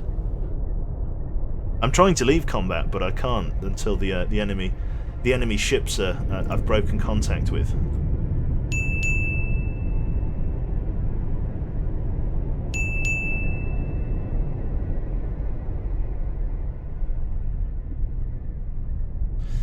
I'm just running us in like high speed mode, or as high speed permits. just to see if I can get us away. Because again, these aren't targets that we need to sink. Our mission is far away from here. More oil money from the way. Somnisium. Oh, thank you very much, mate. So, here's the thing for you. The donation music doesn't play twice, so why the hell does the pinging so... Oh, confused, I don't know. Thank you very much, mates. That's very kind of you. Cheers, man. It's all still going on that power line adapter, though, so yeah, it's one of those ones. No, thank you very much for that, mate. That's very kind. I didn't even think about the donation sound. Like, obviously the ping sound was going twice, but yeah, that's very different. Are we out? No, still not away. I almost want to... Here's a risky game that we could play. Who wants to play a risky game? Basically, there are two types of sonar. There is passive sonar, the one that I am using now to listen, and there is active sonar. Active sonar fires out a sonar ping and waits for it to hit off something. You then detect the return and know roughly where stuff is. It only works over a relatively short distance, but if something is near you, you can be pretty damn sure you'll know where it is.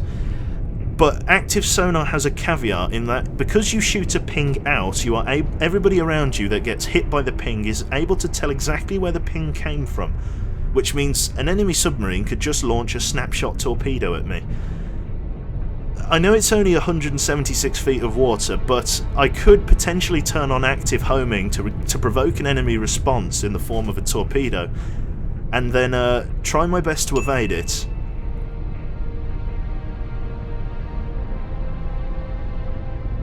The ping will... yeah. 2 pings for yes.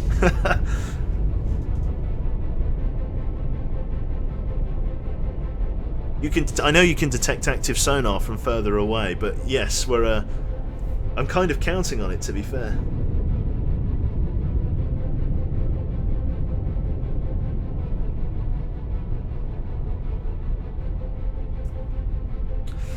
Bollocks to it, let's tempt fate. Can we... yeah, they're still nearby. Con sonar, switching to active search.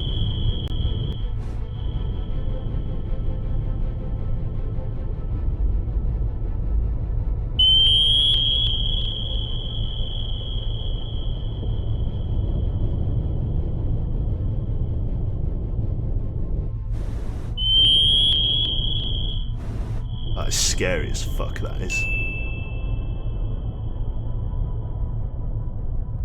I'm deaf. Yeah, you and me both. We're just checking for torpedoes. Any kind of disturbance in the water that could indicate a torpedo is discharged. Not shit. There's no shit at all. Con sonar, switching to passive search. Right, if anyone was nearby, that should have provoked a response, but we didn't get dick waffle for that.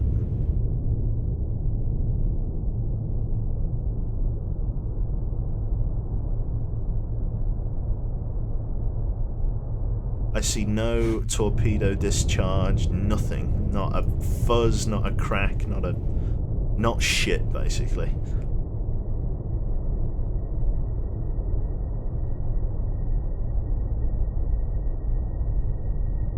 There's still enemy vessels nearby, so I can't leave combat.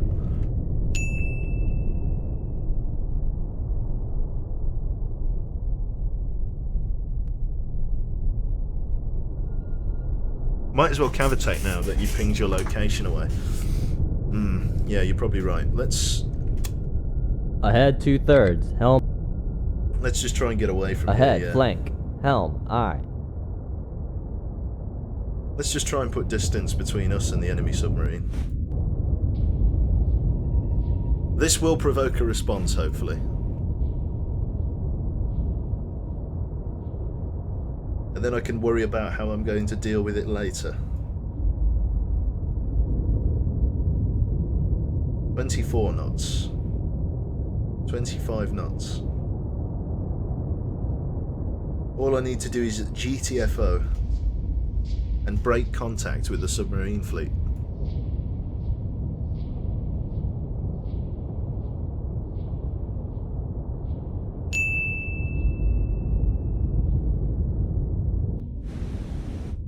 The water's so shallow, mate. It's only 221 feet. Yeah, it is getting deeper, but not at a rate that's helpful.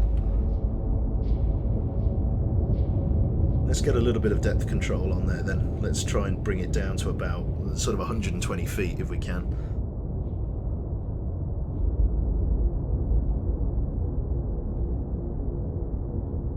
Passing 100 feet.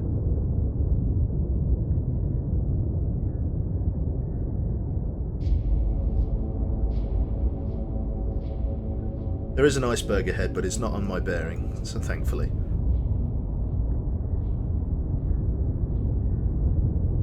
Still close by, 30 knots. It's interesting that they're not firing. There's no response provoked here.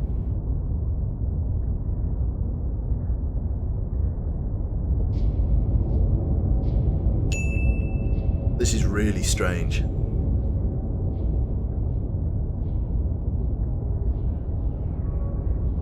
Well said, Dan, well said. Okay. They're just lying in wait for me. Maybe they're on the far side of this fucking iceberg or something and they can't see me because of it.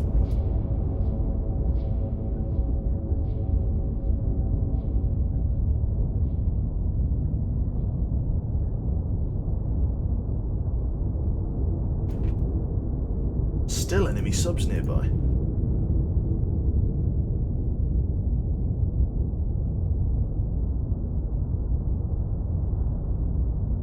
Maybe I'm just faster than their subs at the minute. Maybe I'm faster than them, so I'm... Oh, fuck. Why? Oh, sorry, I thought I was getting shallower then.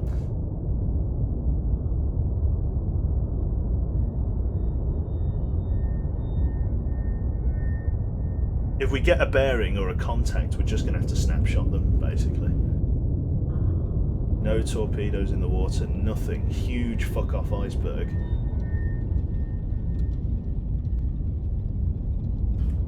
Nope, still enemy vessels nearby. We must be getting pursued by them. At the speed I'm going, they must be behind me. Must be.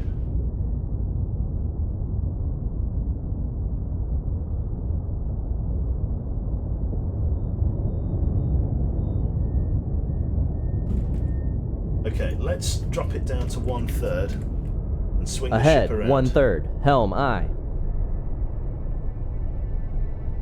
Ah, Tokyo Drift, look at this.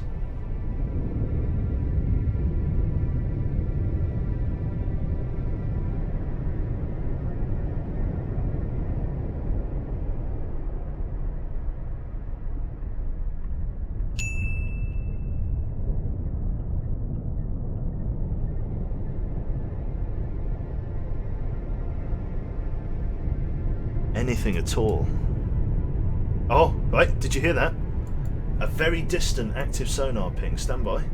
Let's see if he does it again. Get ready, weapon.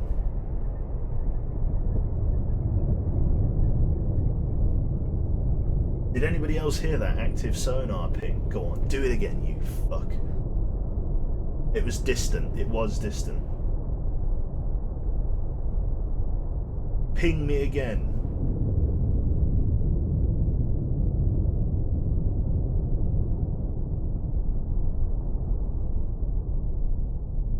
Do it. Go on, I'm waiting.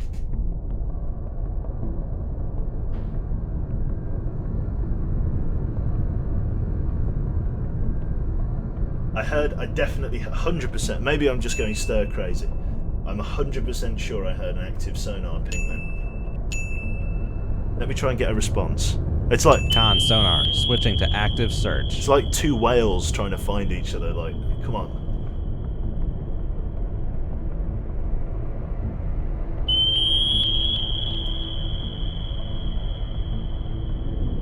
You've got to hear me.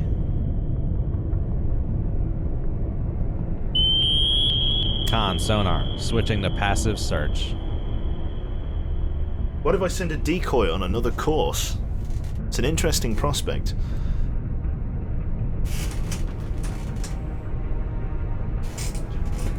Two knife-fighting whales. Try Morse, yeah.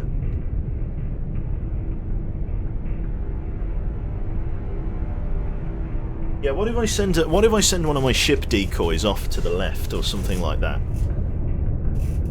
Like that way. Range to enable 4,000 yards. Let's try and provoke a response out of them. Con, torpedo room, firing tube 3. So basically what I've just fired there, it emulates the noise of a submarine. That basically, to a torpedo, looks like a submarine.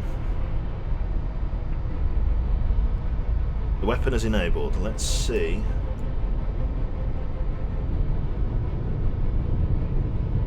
If we can get anything from that.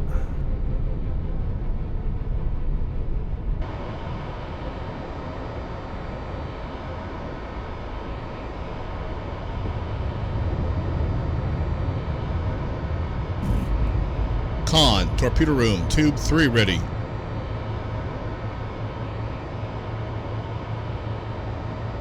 It's going to bury itself in the sand eventually. It's going to just run out of puff. Nothing. Right, fuck it. Let's whip her around again then.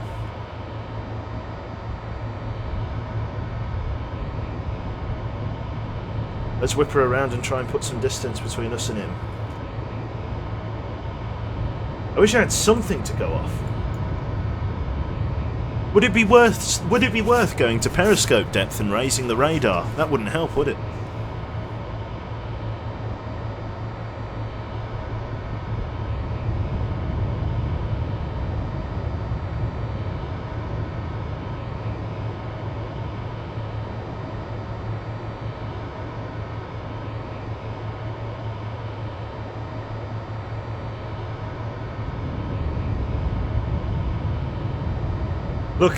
Look! That's like shooting airs in the flare. Sorry, airs in the flare? Flares in the air. But I mean, what else can I do at this point? I can't seem to outrun them, but I can't seem to engage them either.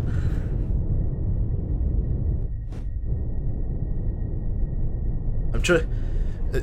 fucking... I want to call you some guy, but it sounds... Yeah, fuck it. We'll keep calling you some guy. It's fucking... I'm trying to provoke a response from them so I can at least find them and sink them, because they're not letting me get away.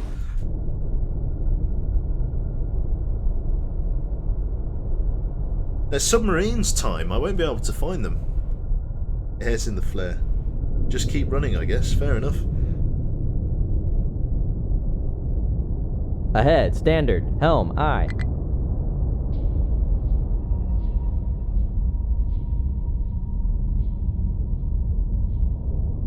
Right, let's drop slightly. Ahead, flank, helm, aye. Put in some speed up. Drop to 150 feet. Or there and thereabouts. Yeah, I do like the skipjack, but clearly not cutting the mustard.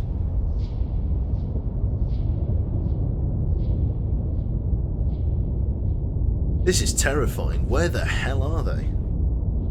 Our Moss has run out as well. MOSS, it's gone. It's run out. It's dead. It's done for.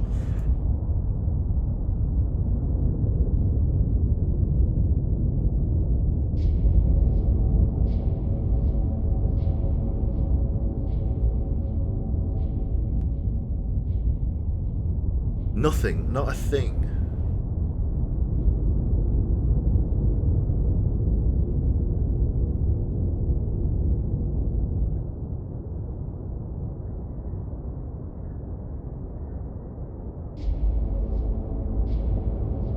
Just give me something, throw me a fucking bone here.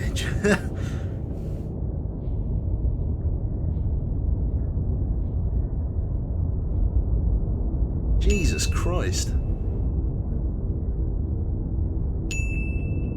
Anything. I might go make some lunch while we're waiting for this. Throw me a bone, yeah, 4 subs at the same. I'd be happy then, because at least then I could begin the knife fight.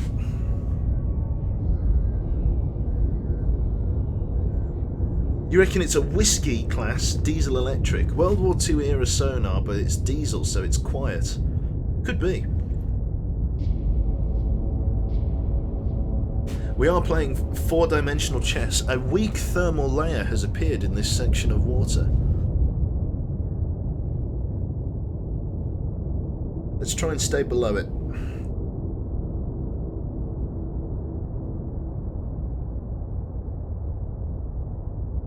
The ocean floor is starting to open up here, which is nice. We're starting to Passing 200 feet. starting to get some depth to it.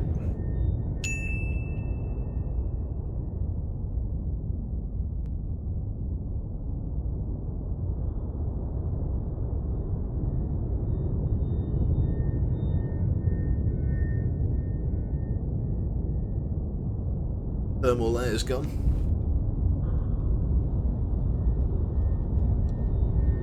How deep can this sub go? I believe this sub can operate within about 800 feet of water.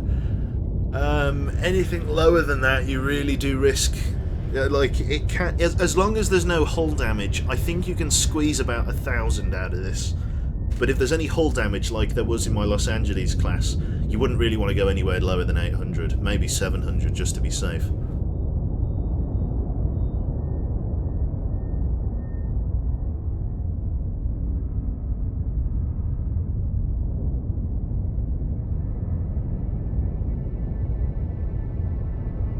Yes, there we go. Leave combat. Perfect. 2 Victor 2s and a November. So there were 3 submarines after us, undetected. To the ambient noise. Jesus Christ. Oh, God. Call the press. I know, Victors. This was not your mission target. I'm going to get hit by another submarine fleet here. Run! Over the SOSUS line. Get us away! Right. What was our fucking brief again? It was such a long time since I released. Enemy cruise missile submarines attacking the Praetorian Tower before they can... Stop them before they get to the... Okay, I think that one going above Norway there. You see this fleet south of here? I think this is the one we need to stop. Because they're... Yes. Right. You. Come here. Yes. Okay, I think this is our target. All hands to battle stations. 50 feet. Rig shift for ultra quiet. Instant contact. Target solution 2. He's low. I'm going to go low as well. Blood depth control planes to maximum. Sierras 1 and 2. We know they're submarines. Let's begin lining them up. Sierra SSN. Con sonar. Passing 100 feet. This is another submarine.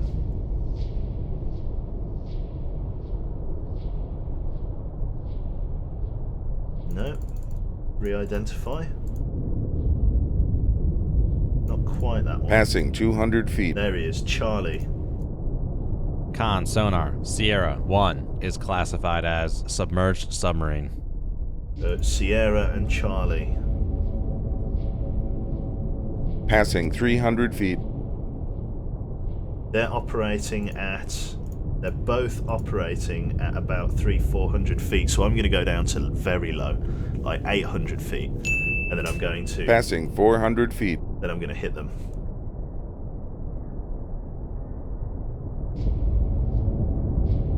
Go active for fun, no thank you. Yeah, there's very low ambient Passing noise this time, 500 or I say feet. very low. Look at that. The inky blue expanse. They're coming this way, so I need to get Passing ready 600 feet. Con sonar. Sierra 1 is cavitating. for them. Oh shit. Right, I think we've just been had. Passing 700 feet. I'm turning the right way, and I know I'm not. Other way? So they're over here somewhere.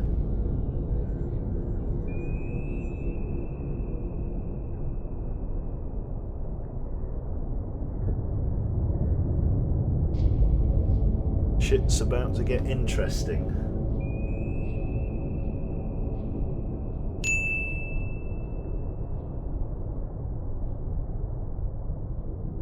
Can we get a better target motion analysis to give me an idea of Passing range? 800 feet. No, it's not even worth it. Let's snapshot. One time. Con, torpedo room, firing 2-1. There we go. Missile away. Or rocket away. No. Other one. Torpedo. Con sonar. Sierra 1 is cavitating. Sierra 1 cavitating. Immediately enable the weapon. Torpedo in the water.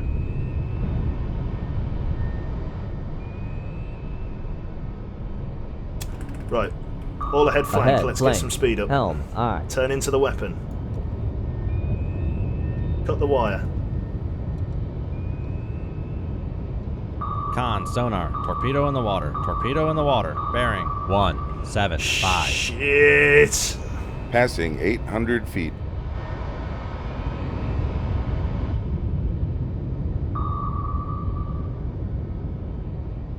Passing 700 feet.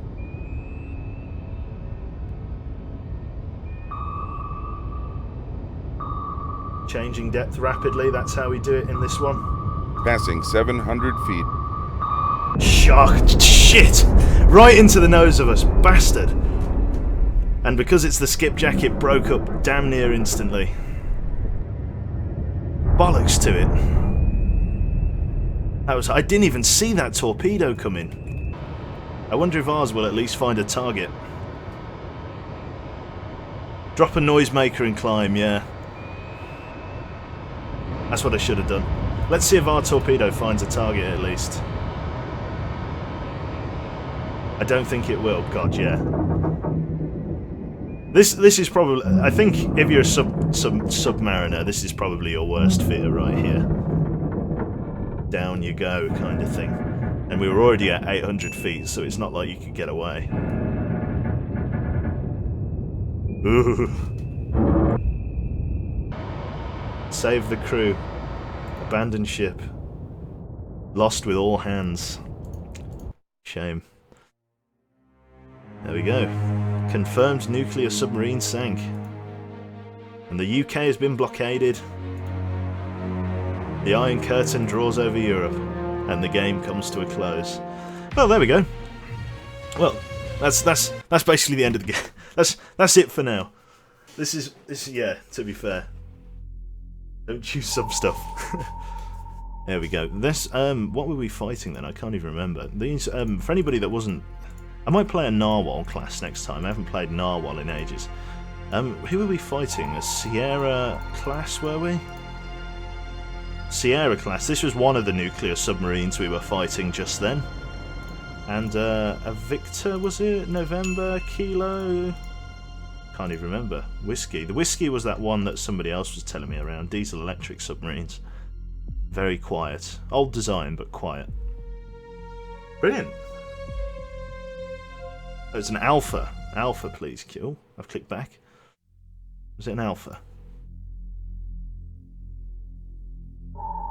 Alpha class. Yeah, there we go, that one. Nasty submarines, these.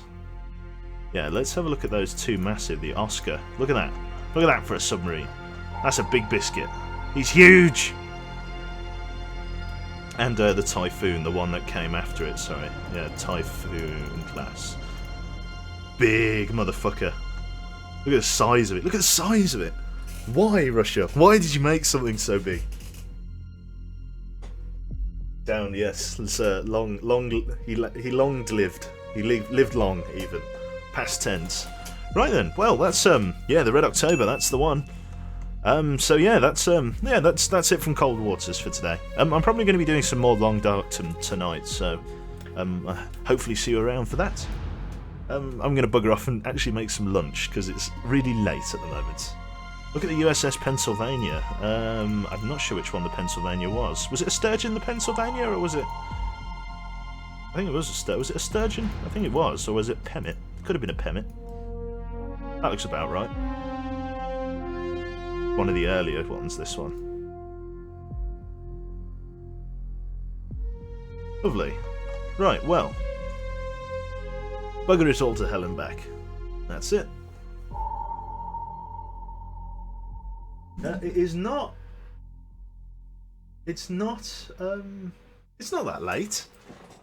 Moobot, what the fuck are you on about? It is not 20... It's not 8:15 in the evening. Have you heard of a game called Foxhole? No, haven't heard of it at all. The Pennsylvania on Google Images is an Ohio class. Hopefully they add all of that to this game. Fingers crossed. Anyway, yep, I'm going to go grab some lunch. Brilliant. Right then, I actually kind of want to play a permit class soon. I actually want to play that next time, I think. Next time I play this game. I've never played in this submarine, so I do want to play this one. Low frequency, making them orders magnitude more capable. Good stuff. Right then. I shall see you this in the eve. Lunch, yeah, lunch at 8:15. Brilliant. Right then. Thanks everyone for watching. Thank you for that donation. That's very kind of you. And I shall see you this evening. Thanks very much, guys, and I'll catch you then. Bye.